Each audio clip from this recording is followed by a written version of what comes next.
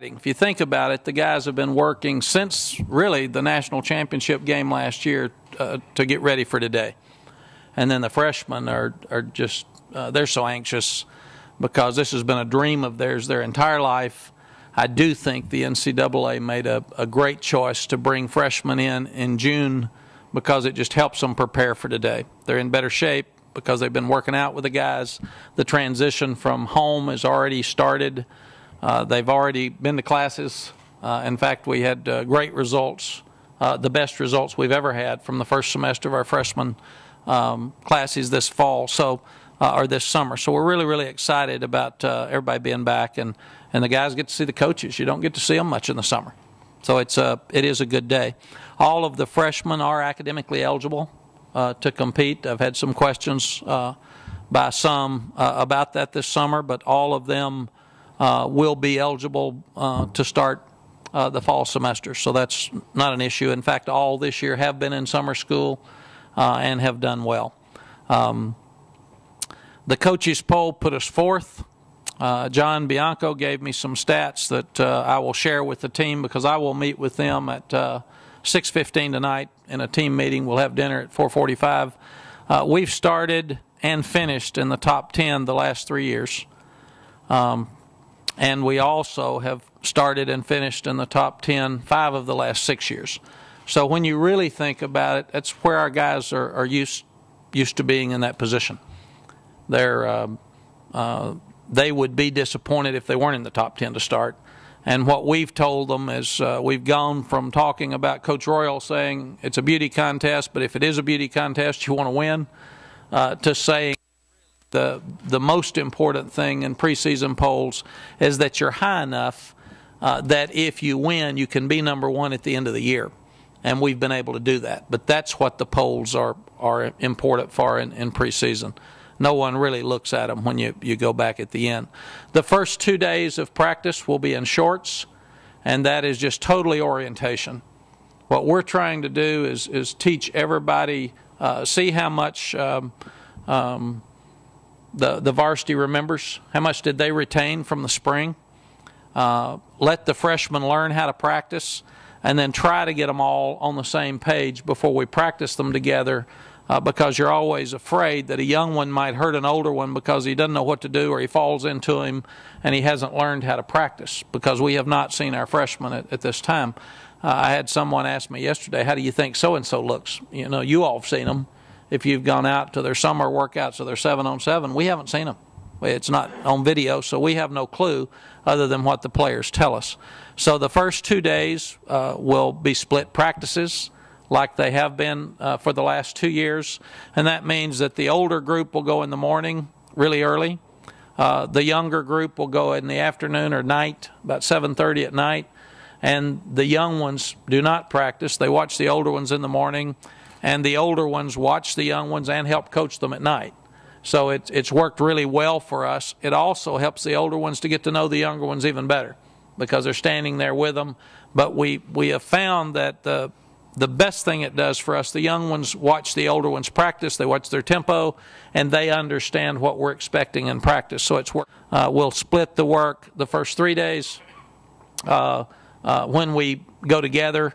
In fact, we're not going together until the third day. When you see us, we will be together the 4th and 5th in pads. And we'll have a great look at the freshmen at that time. We need to it's a funny time. You're trying to evaluate your freshmen. You're still trying to evaluate who improved over summer from spring with your older guys. You're trying to see if somebody jumped up and had huge improvement in their numbers from the spring. And you're trying to get ready to play. So it's a very difficult time to try to do all this because you don't have as much time, and some of the freshmen don't jump out at you right now, and they will be much better midway through the season, or 4th game or 5th game. John Bianco also brought me another stat today that we've had 10 freshmen in our 13 years to be Big 12 Freshmen of the Year. So freshmen have played and played well for us. And our freshmen need to understand that, and most of those were before freshmen came in June. So there's a better chance for them to play now than before. So 10 of our freshmen have been Big 12 Freshmen of the Year. 9 of those are currently in the NFL. The only one that's not is coaching our running backs, because he left New England and came back and decided to coach. So 10 guys, Big 12 Freshmen of the Year. 9 of them are currently in the NFL, Major being the 10th one, and he's with us. Of those 10 guys, 6 became either Big 12 or National Players of the Year. So you can play freshmen. You can know whether they're good, and they can have an impact on your program, not only the first year, but throughout. And then you take guys like Vince Young and Earl Thomas, who redshirted, that went out in their 3rd year. So you have to balance everything now. Do you redshirt many guys that are great players, even if they're not quite ready to play to start with, because they may leave early? So you may lose them. Jermichael Finley redshirted and left in 3 years. So we've had 3 guys leave that we only got 2 years playing time out of. As I said, the freshmen and the varsity guys will not start earning their spots unless they have one now until we put the pads on.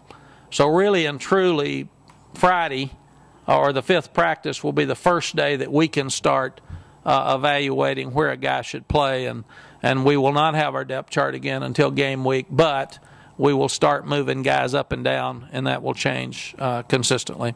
With Sherrod's decision yesterday, we probably had 2 freshman quarterbacks that were a little anxious when they went to sleep last night because their life changed.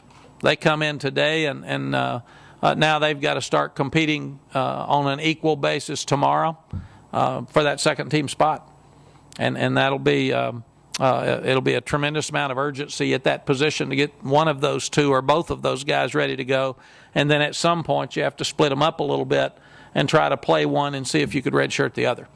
As far as one being ahead of the other, they were not when they came out of spring at all. They were both confused and behind. So we've got to go fast and try to number one, get them in a position where we can evaluate which one should be playing as quickly as possible, and at the same time try to get them ready to play. But we will start with some urgency with those guys in the morning. Some have asked today, would John Childs be a possibility to go back, and we do not have any thought process in John Childs being a quarterback. He's made the transition to receiver. They say he's looking really good, so we would like to keep him there, and we feel like that we will just move forward with the 2 young quarterbacks. Injury report, John is handing one out. Have you handed it out? Okay, you've already got it. I think the only things that are significant there is DJ Grant has not been released to practice, so they will watch him and monitor him. It's been less than a year since he had his tough knee operation, so he will take longer than they thought. Trey Allen had the hurt foot in the weight room right after spring practice. He will start practice, but he will be limited. So probably when we go 2-a-days, he'll only practice 1, is what I would think. Blaine Irby is out. He is not prepared to practice yet, but he's made tremendous progress. And I talked to he and his dad yesterday, and he's so proud. He's running some now. He's made progress. He is not released to practice.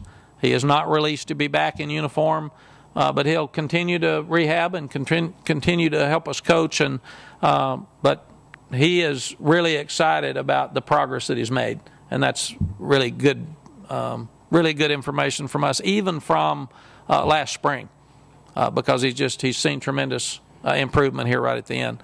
The heat is always a factor. It seems like it waits to get to 100 till we start practice, and then it pops up. We have learned that we can stagger our practice times and try to beat the heat some, even though the guys need to be out in the heat, even though they've practiced in it all summer. And at the same time, it was a blessing for us when we got the indoor practice area, because if we feel like we've gotten enough heat, instead of depleting their fluids completely and keeping them out in it and probably ruining the practice and having some cramps and possible pulls, we can always go inside and get a lot of work done. So we feel like we've gotten that balance now of how much we should be in to cool their bodies down and get a lot of good work and still have them conditioned. And we felt like when we first got here we stayed out too much And when I thought they were out of shape, they're really tired because we'd worked them too hard in the heat. Questions?